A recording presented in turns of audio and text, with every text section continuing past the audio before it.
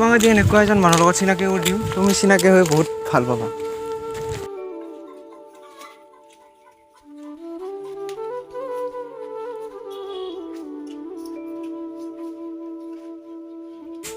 Hello' ৰয়দা অঁ duty পাতি যাই আছেনে আপুনি নাই কেলৈ আচ্ছা দাদা আপুনি ক'ত আছে অ' বিকি দেখোন এইফালে আহা তুমি আহা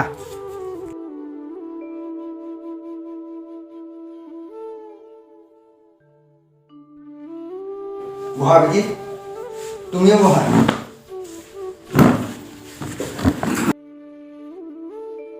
বিকি এতিয়া ক'ত কি কৰি আছা ক'ৰ ছোৱালী হয় এইজনী তোমাৰ গাৰ্লফ্ৰেণ্ড নেকি বৰ ধুনীয়া ছোৱালী দেই নামটো কি হয় ছাৰ এইজনে মোৰ ভাল পোৱা ছোৱালীজনী আপোনাৰ ওচৰলৈ মই আনিম বুলি ভাবি আছিলোঁ কিন্তু সময় পোৱা নাছিলোঁ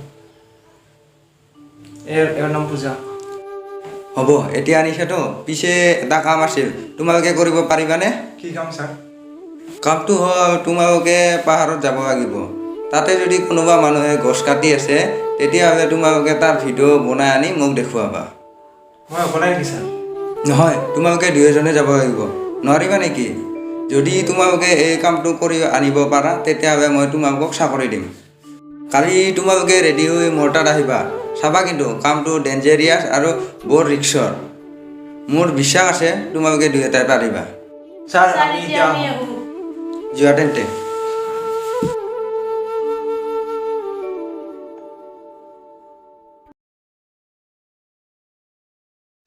হেল্ল' খাতুন মই যে কৈছিলোঁ ছোৱালীজনী লাগে বুলি মোক সিহঁত দুটা কালি যাই আছে আৰু ল'ৰাজনক পূৰা মাৰি নেপেলাবা ল'ৰাজনক আধা মৰা কৰি দিবা চাবা কিন্তু কামটো বৰ ৰিক্সৰ চিন্তা নকৰিবা বছ আমি কাম কৰিলে গমেই নাপাব বুজিলা নাই বছ আমি এনেকৈ মাৰিম যে ছোৱালীজনীক পাহৰি পেলাব লাগিব আৰু ছোৱালীজনীৰ আপোনাৰ হৈ যাব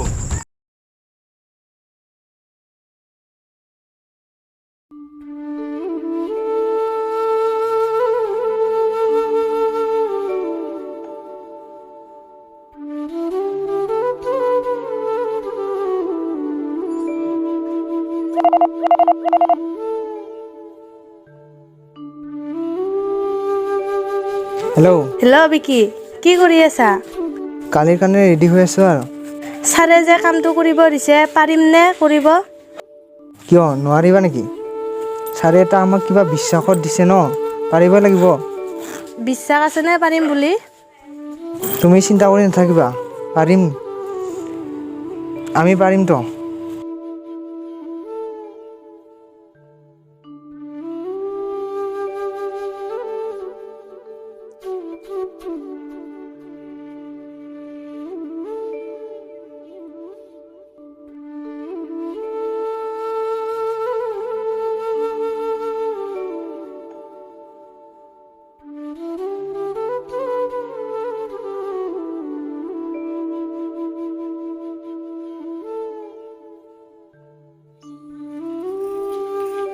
ছাৰ আহিলোঁ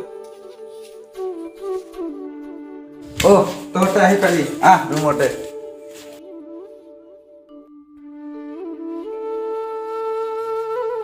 বহ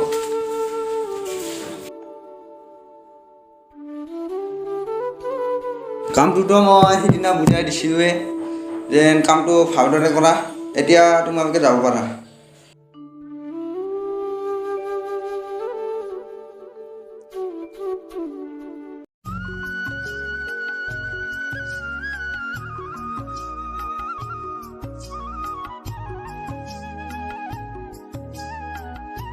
ভাইটি ভৱেশ্বৰ ঘৰ কোনটো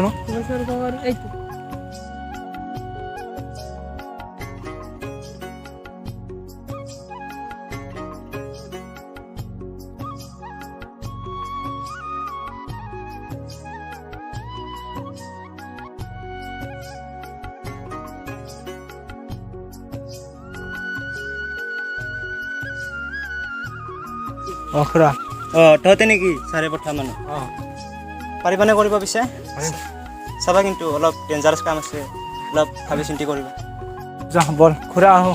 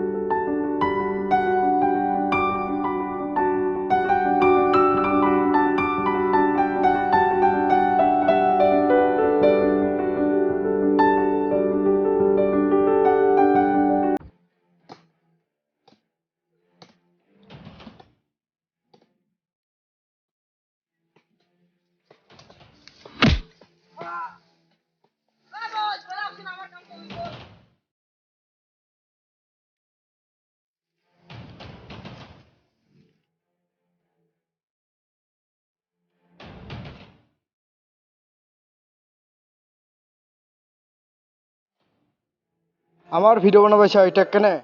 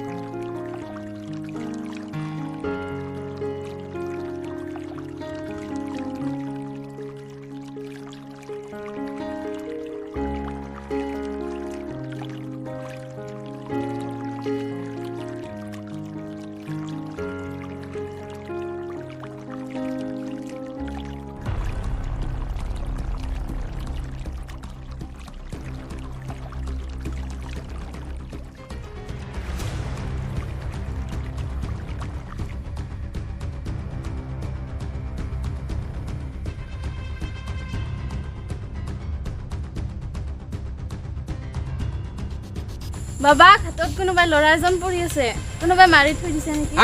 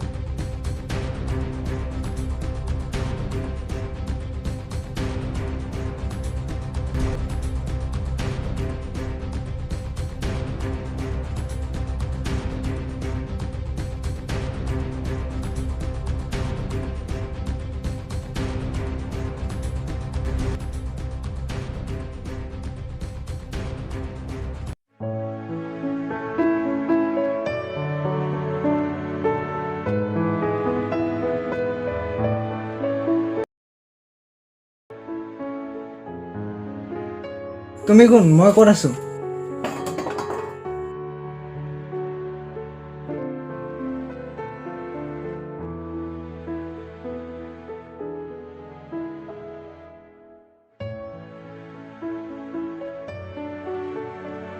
বাবা ল'ৰাটোৱে কথা কৈছে।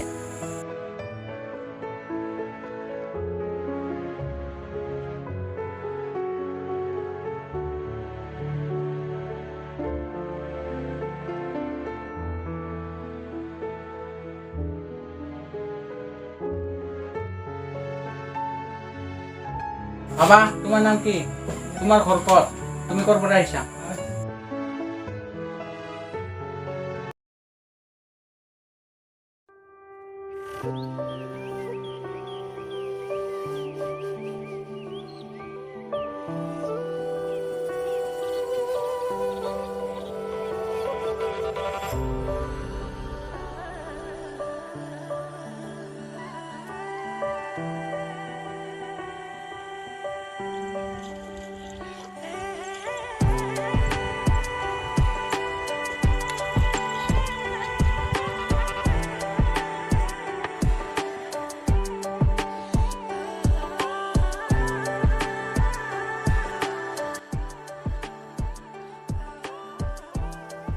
ঐ তই কিয় ইমান মন মাৰি থকা?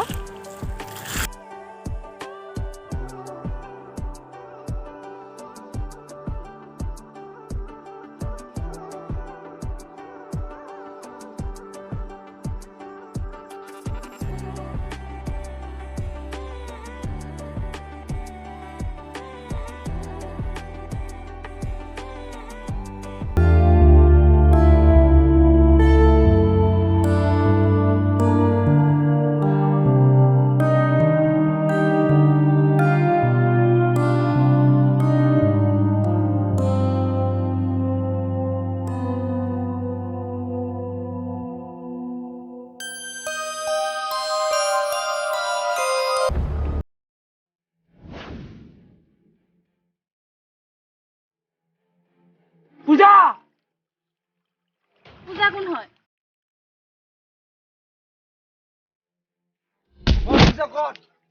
তোমাৰ পূজাক আমাৰ বছে মাৰি পেলাইছে।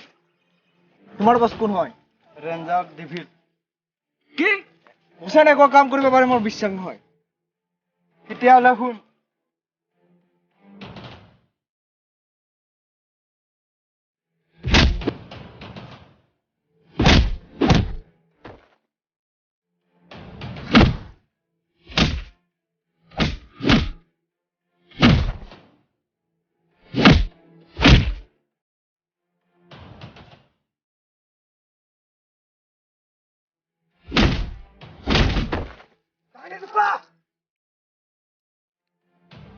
মাৰিবৰ কাৰণে বছে 25 লাখ টকা দিছিল আৰু ছোৱালীজনীক বছৰ হাতত গতাই দিবলৈ কৈছিল।